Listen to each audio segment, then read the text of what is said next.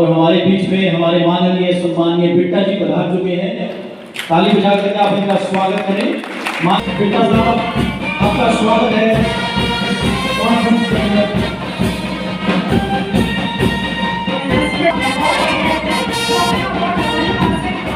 मैं आशीष शर्मा जी से रिक्वेस्ट करूं, बिट्टा जी खुल के आतंकवाद के अगेंस्ट बोलते हैं और एक बम विस्फोट में इनकी दोनों लेग्स इंजर्ड हैं और हम इनको भी परमीरों के बाद माननीय बिट्टा जी को भी सुनना चाहेंगे। यस, स्वागत करते हैं।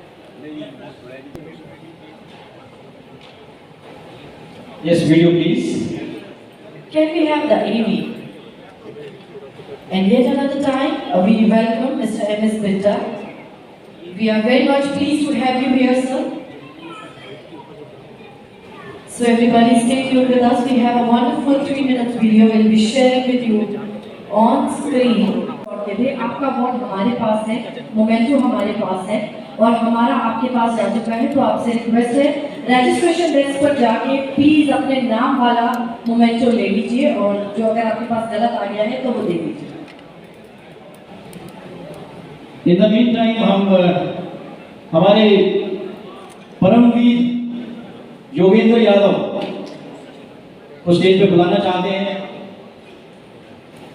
अच्छा, हमारे योगेंद्र यादव जी कह रहे हैं कि पहले हमारे क्यों अगर ऐसा प्रोग्राम चलता रहे तो देश बहुत ही आगे बढ़ेगा। ये हिम्मत है, जोश है, ताकत है और जोश है। और आज इस हिंदुस्तान में बिना तेल का डाले हुए गाड़ी चलाने वाले बर्बाद हैं। ये पहली बार है कि कोई चीज से भी डोनेशन या किसी को देना या देना नहीं, सिर्फ एक मेहनत, मशक्कत और देश को बताना है हम क्या कर सकते हैं। हमारे सबका ये प्रयास होगा इनके साथ। और मैं एक बहुत ही ज्यादा शाबाशी देता हूँ कि जो आर्मी के साथ इनका अटैचमेंट है वो बुलाने वाली चीज ही नहीं। जब भी हाई स्कूल में गए हैं, कहीं इदारत में गए हैं, कहीं भी गए हैं, आर्मी का, बीएसएफ का, सीआईएसएफ का पूरा सहयोग होगा। अगर ऐसा ही हर आदमी, हर नागरिक ये चाहे कि हमने इस चीज को और आगे बढ़ाना है तो बढ़ा सकते हैं। बाकी रहे जैसा कि योगेंद्र यादव जी हैं, मानस जी, हमें अपने ड्यूटी की है।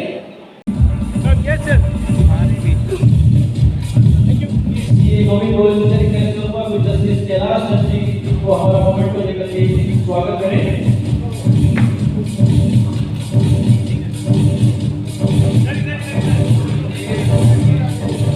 Yes sir, excuse me. Yes. स्वागत है सर आपका। We welcome you.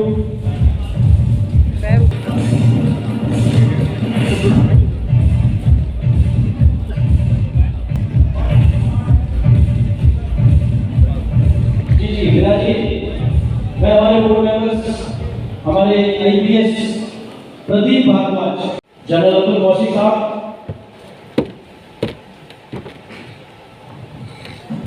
IG Jaspal Singh साहब, आईटीबीपी सर, आपसे भी रिक्वेस्ट है स्टेज पे आए।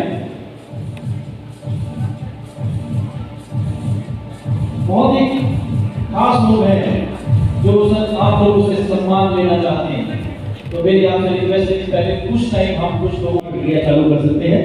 Thank you very much sir for doing my job so gracefully. Can we get some round of applause for Dr. Pradeep Bharadwaj? So thank you all the senior dignitaries who left their seats and sitting here right in front of me. It's a sheer pleasure for me to have you all here, and we welcome you and we are very grateful to spare your time and gracing this wonderful day with your presence. Moving on next. Air marshal Pavan Kapoor साहब से भी request है कि वो stage पे आए। 6 sigma के board member हैं और फॉरवर्ड चेयरमैन हैं एनएबीएच के। एयर मार्शल पवन कपूर साहब, एयर मार्शल पवन कपूर साहब ने हमें रैपलिंग स्लिपरिंग सिखाया है इंडियन एयरफोर्स से। एयर मार्शल पवन कपूर साहब, can we have you? Moving on next, let's hospital administration of the year. The award goes to Mr. Krishna Sharma, the name waiting, I'm requesting you all, please be quick to come on stage. Best Entrepreneur and Medical Educator of the Year award goes to Dr. Sushma. Our mentors, our senior dignitaries are waiting on stage to give you the award. Best Entrepreneur and Social Worker of the Year award goes to Ms. Shashi Prabhase. Healthcare Young Achiever of the Year goes to Dr. Kancha Agarwal. Can we have ji Shri Dinesh तालियां Mehra, बजाने तो अच्छा लगता है। Shri Vineet Kumar? Can we have you? Thank you। Moving on. Best Dentist of the Year, the award goes to Dr. Manoj Chandra Jha. Many many congratulations. अगर आपकी तालियां बजती रहेंगी तो यहाँ पर अवार्ड ही का हौसला बना रहेगा। Best Alternative Medicine Service Provider of the Year goes to Dr. Neha S. Dhiman. Best Quality Manager Award. And moving on next goes to Dr. Narendra Kumar Gupta. Best Hospital of the Year, Federal Medicine goes. Agency of the Year goes to Mount Media Company. We have you. All the awardees may make congratulations. Proud member of India, Pradeep Bansal, Yamuna Mission.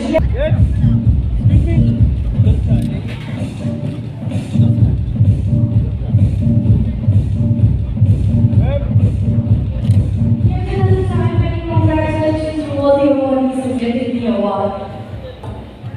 We are grateful to have you. Yes, ma'am.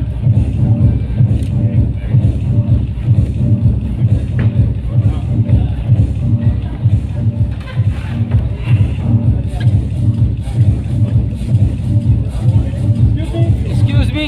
Yes, look here. Yes, sir. Please. Shri Dinesh Mehra, Shri Vineet Kumar ji, can we have you?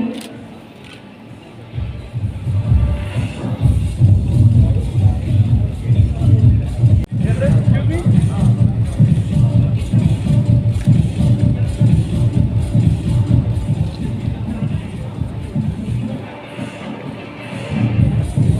Can we have Swati Patel ji? Yes.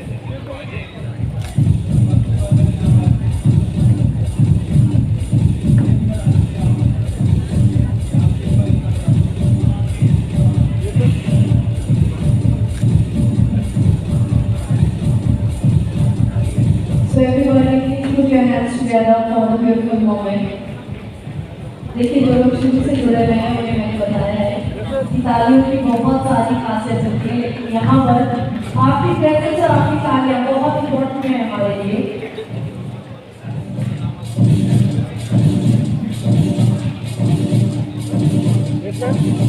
Can we have Dr. V.K. Gupta on stage to receive the award?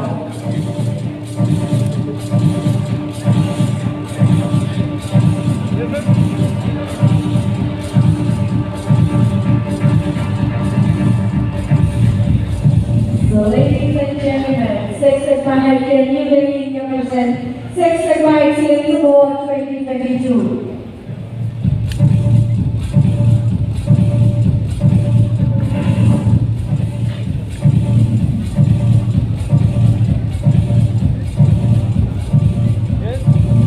और यहाँ से मैं चाहूंगी प्रतिभा अग्रवाल जी take over करें।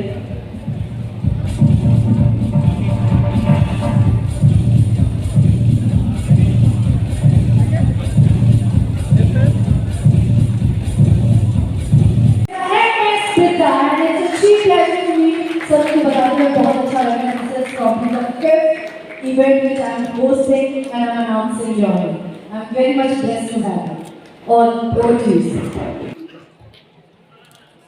जब हमारे बहादुर जवान हमसे पहले ज़्यादा थे और जिस तरीके से मैंने प्रदीप भारद्वाज जी को उनका कार्यक्रम देखा और बहादुर जवानों को देखा और आज उस बहादुर जनरल रावत जी जिनकी हमें आज कमी उनको याद करते हुए जब ये निकलते हैं एक बात अंदर से निकलती है एक शाम चिरागों में सजा रखी है, छत लोगों ने हवाओं में लगा रखी है, अनजान की भी हम परवाह नहीं करते, जान हमने भी हथेली पे उठा रखी है। मौत का कसम है। चाहे फौज की सेवा हो, चाहे सीमा सुरक्षा की सेवा हो, चाहे प्रदीप भागवत जी का हेल्थ के ऊपर, चाहे कोरोना काल हो, या बर्फीली पहाड़ियों के ऊपर मानवता को बचाने के लिए काम हो, तो सब मौत का कफन बांध करके किसी न किसी रूप में मातृभूमि की सेवा करते हैं। सवाल सबसे बड़ा आज हमारा ये है कि कल मैंने कश्मीर के ऊपर जो पिक्चर आई है 20 साल के बाद, मैं किसी सिनेमा हॉल में गया बॉर्डर पिक्चर देखने के बाद, बड़ा दर्द, बड़ी पीड़ा और आंखों में आंसू। किस तरीके से उस कश्मीर के अंदर जहां इतने सालों से हमारे जवान मौत का कफन बांध करके मातृभूमि की सेवाओं की रक्षा करते रहे, कहीं तिरंगे झंडे का अपमान, कभी जवानों पे पत्थर, कहीं कश्मीरी पंडित भाइयों को गोलियों और बमों से प्लान करके निकाल दिया गया, एक कतार में खड़ा करके एक समुदाय के लोगों को साइड में करके दूसरों को गोलियों का निशाना बना दिया गया। ना उसमें देखा बच्चा है, ना उसमें देखा माँ है, ना उसमें देखा बहन है, ना देखा मेरा पिता है, मेरा भाई, गोलियों का निशाना बना दिया। खून की नदियां बहती रही, बार बार मातृभूमि का अपमान होता रहा और हमारे जवानों की शहादतों के बाद हिंदू मुस्लिम सिख ईसाइयों के खून के तिरंगे झंडे में लथपथ खून की बॉडी उनके माता पिता, उनके पत्नी और उनके बच्चों के सामने आती है। और बड़ी बड़ी पॉलिटिकल पार्टियों के लोग हम लाशों पे राजनीति करते हैं। हम अपनी राजनीति करते हुए हजारों जवान खो दिए, हजारों लोग खो दिए और किसी ने हिम्मत नहीं की। अगर आज ये 370 धारा का मसला हल हो सकता है तो आज से 8 साल पहले भी हो सकता था। क्यों नहीं हुआ? क्यों जवानों की शहादतें हुई? क्यों कश्मीरी पंडित भाई उगड़ के आए? उसका कारण क्या था? इसका कोई नहीं। आज किसी चैनल में इंटरव्यू दे रहा था, गोलियां बम तो चलते हुए देखे, खून की नदियां बहती हुई देखी, दर्द भरे सीन तो देखे, पर एक चीज की कमी रह गई, ये आतंकवाद लाने वाले कौन थे, इनके जन्मदाता कौन थे, इनके पीछे कौन सी पॉलिटिकल पार्टियां थी, इनके पीछे कौन से पॉलिटिकल लोग थे जिन्होंने कुर्सी और सत्ता की खातिर हर तरफ खून की नदियां बहा दी। कहीं पंजाब में खालिस्तान, कहीं कश्मीर की आजादी की बात, कहीं नक्सलिज्म। पाकिस्तान तो बाद में है। पाकिस्तान की हिम्मत क्या है? हमारे जवानों की तरफ देख करके कहीं आंख उठा के देख ले। वो कभी प्रदीप जी का एक बचपन का गाना था तो सुना करते थे, आजादी के वक्त तक कहनी है एक बात यही, इस देश के पहरेदारों से संभल के रहना, अपने घर में छुपे हुए गद्दारों से, उनकी गलतियों से बर्बादी हुई। पंजाब के अंदर 36,000 बेगुनाहों का कत्लेआम हुआ, जिसके बीच में 19,000 हमारे हिंदू भाइयों को मौत के घाट उतार दिया गया। बच्चों से निकाला, ट्रेन से निकाला, सिख भाइयों को छोड़ा, हिंदू भाइयों को गोलियों का निशाना बनाया। वही कश्मीर के अंदर हुआ। 370 धारा हटी। 70 साल की कैंसर की बीमारी, जिसमें हमारे आर्मी के बहादुर जनरल रावत जी का बहुत बड़ा रोल था। ना दंगे हुए, ना गोली चली, ना बरूद चला। शांतमयी माहौल के अंदर 70 साल की कैंसर की बीमारी, वो नरेंद्र मोदी जी आए, मौत का कफन बांधा एक पॉलिटिकल बिल थी, वो शहादतों का बदला लिया और 370 धारा हटा करके एक तिरंगा, एक जनगण, एक संविधान पूरी दुनिया में बता दिया। जहाँ दो झंडे नहीं होंगे, एक झंडा तिरंगा होगा। तो पहले क्यों नहीं होगा? कौन जिम्मेदार थे उन शहादतों के? कौन जिम्मेदार थे जिन्होंने कश्मीरी पंडित भाइयों को वहां से निकाला? कौन थे गोलियां चलाने वाले? कौन थे बम चलाने वाले? कौन था यासिर मलिक? जो पिक्चर में मैंने रोज देखा आतंकवादी था, वो यासिर मलिक था। जो पिछले काफी समय पहले प्राइम मिनिस्टर हाउस में प्राइम मिनिस्टर को मिला जाता है, लाल कारपेट के जरिए स्वागत होता है, हजारों बेगुनाहों का कातिल, हजारों जवानों को शहीद करने वाला, हजारों बहनों के सुहाग करने वाला, हजारों कश्मीरी पंडितों को उजाड़ने वाला, ये पहले की राजनीति की पीएम हाउस में स्वागत किया जाता है, क्योंकि पॉलिटिकल विल नहीं थी, वोट बैंक की पॉलिटिक्स थी। जब वोट बैंक की पॉलिटिक्स आ जाती है, जब प्रथम राष्ट्र भूल जाते हैं, तो फिर उसके बाद तो आतंकवादी इस तरीके से सिर खड़ा करते हैं। पंजाब के अंदर आतंकवाद आया, हमने अपनी आंखों से देखा, हमने बचपन देखा। जब पहला बम चला 83 के अंदर भिंडरावाला हरमंदर साहब के अंदर से क्या कहते हैं, तिरंगा झंडा नहीं लहराने देंगे। एक तरफ जलियांवाला बाग, एक तरफ हरमंदर साहब, गुरु महाराज की पवित्र नगरी, जहां हिंदू, जहां मुसलमान, जहां सिख, जहां ईसाई नमस्कार करता है। कहा कि सवाल 15 अगस्त नहीं मनाने दी जाएगी, मनाओगे तो बम्बू से उड़ा दिए जाएंगे। हमने 40 को कबूल किया। हमने 7 साल की उम्र में जलियांवाला बाग हिंदू मुस्लिम सिख ईसाइयों की उस लाल खून की मिट्टी पे छपक रही थी। आजादी इन शहीदों ने लेके दे दी।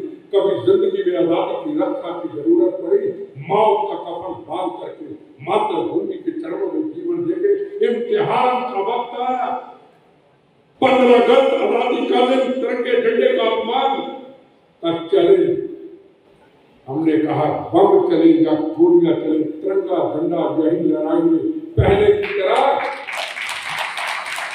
सुबह बम फेंका जा रहा है, बम इसलिए फेंका जा रहा है कि हम आजादी के तिरंगे झंडे की रक्षा न कर सकें, हम आजादी की रक्षा न कर सकें। 12 बजे तिरंगा झंडा लहराया जाता है और आतंकवादी अंदर से कहते हैं कि आप तिरंगे झंडे को उतार के आग लगा दीजिए। हम वंदे मातरम बोलते हुए तिरंगा झंडा लहराने के बाद 5 बजे तक नीचे पहरा देते हैं और तिरंगे झंडे को जब सूर्य डूबने लगता है, वंदे मातरम भारत माता की जय बोलते हुए सीने पे लगा के ले जाते हैं। अभी जो चर्चा हो रही थी, नाना सिंह जी और यादव जी चर्चा कर रहे थे, प्रथम राष्ट्र हृदय के अंदर वंदे मातरम भारत माता की जय होनी चाहिए।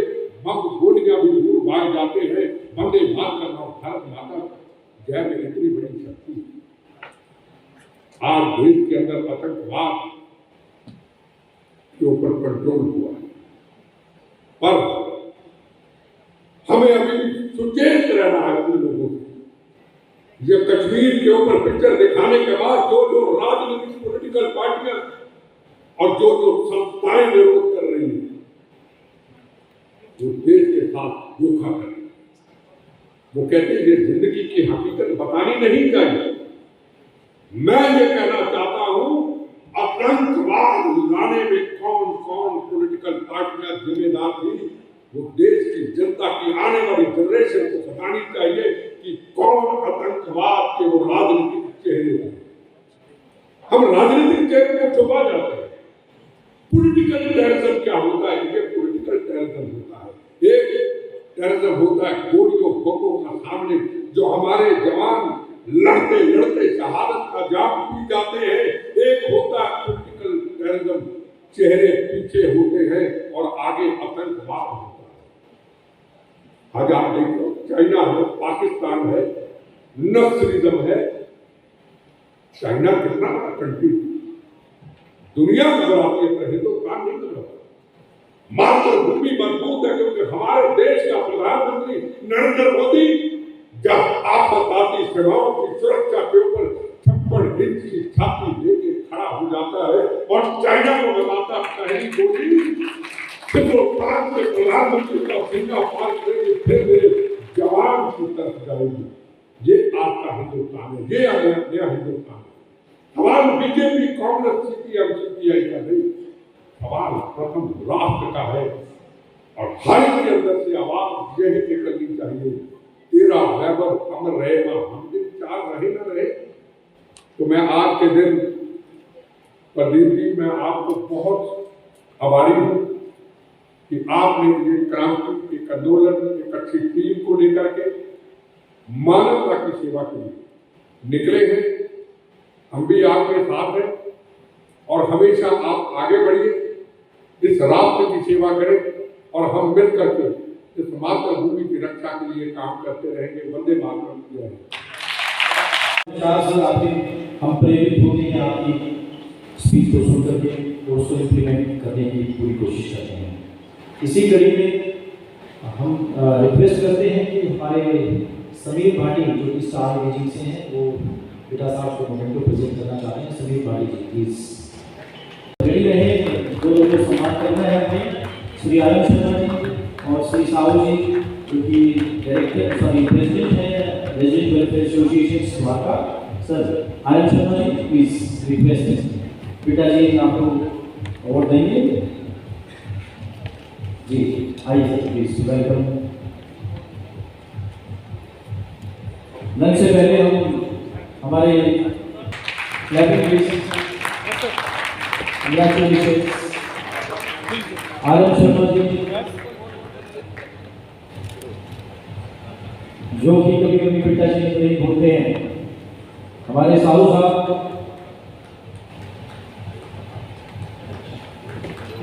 कांग्रेचुलेशन।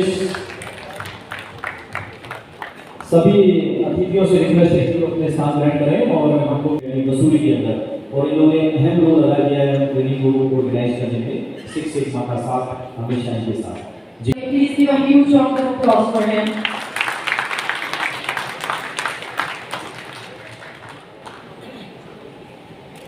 माननीय सेक्रेटरी और स्टेज पर बैठे माननीय डिग्नेटरीज, रिस्पेक्टेड डिग्नेटरीज एंड सभी मेडिकल फ्रेटर्निटी और इस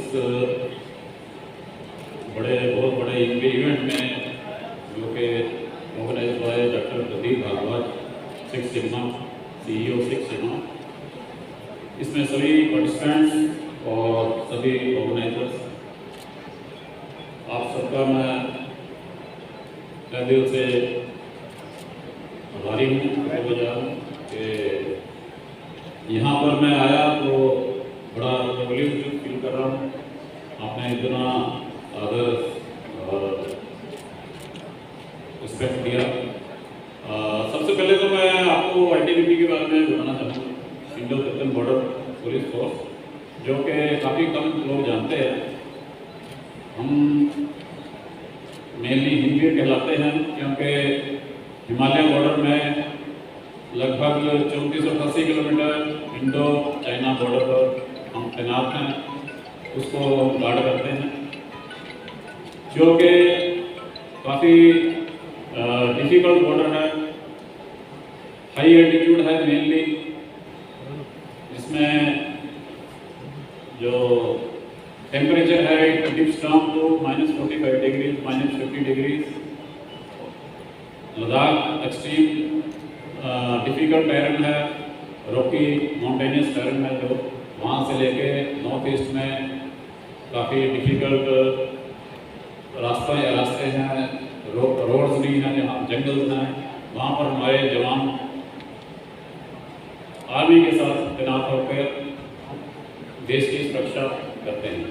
इसके अलावा ITBP इंटरनल सिक्योरिटी ड्यूटीज़ में भी तैनात है। All over India anti nationalise operation करते हैं हम लोग। काउंटर इंसर्जेंसी प्रस्तुत करते हैं और बाकी इंटरनल सिक्योरिटी ड्यूटीज़ में VIP सिक्योरिटीज़ वगैरह बाकी काफ़ी जगह पर हम लोग तैनात हैं। विदेश में सरकारी अपने भारतीय एम्बेसीज लाइक पहले श्रीलंका में थे हम लोग, फिर protection of Indian high commission में अफगानिस्तान, उसमें भी हमारी ITBP सुरक्षा प्रदान कर रही थी टिल लास्ट ईयर। इसके अलावा ITBP एक जो है UN पीसकीपिंग मिशन में भी इंटरनेशनल मिशन में जाती है और सुरक्षा प्रदान करती है। इसके अलावा कैलाश मानसरोवर यात्रा जो कि ऑर्गेनाइज होती है, मैक्सिमम ITBP के एरिया से गुजरते हैं यात्री, उसमें भी ITBP मेडिकल सुरक्षा प्रदान मेडिकल कवर देती है और साथ में उसको लाइसेंस कवर करती है। हमारे अफसर जाते हैं साथ में। डॉक्टर प्रदीप भारद्वाज के साथ हमारा संबंध 2015 से जुड़ा, जब मैं एक इसी तरह जो नया रास्ता शुरू हुआ था नाथुला से सिक्किम से कैलाश मानसरोवर यात्रा के लिए, उसमें उस बैच को मैं लीड कर रहा था एज ए लाइसेंस अफसर। और डॉक्टर प्रदीप भारद्वाज और उनकी श्रीमती जी, वो दोनों उस बैच में मेंबर थे। वहाँ पर हालांकि इंडियन बॉर्डर तक तो ITBP मेडिकल कवर देती है, लेकिन उसके बाद जो चाइना के अंदर तिब्बत के अंदर लगभग 19 दिन का हमारा सफ़र था, उसमें हमारे ग्रुप को डॉक्टर भारद्वाज ने बहुत बढ़िया ढंग से मेडिकल कवर प्रदान किया।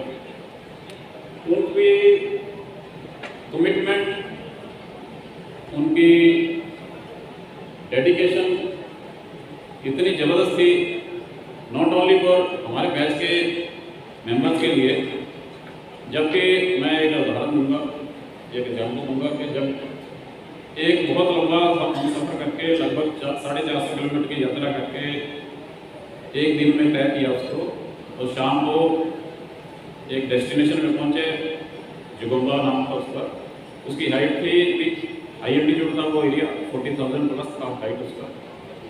उसमें जब भी बाकी लोग तो अपने अपने बंदोबस्त में अरेंजमेंट्स में पड़ जाते हैं, पड़ गए थे।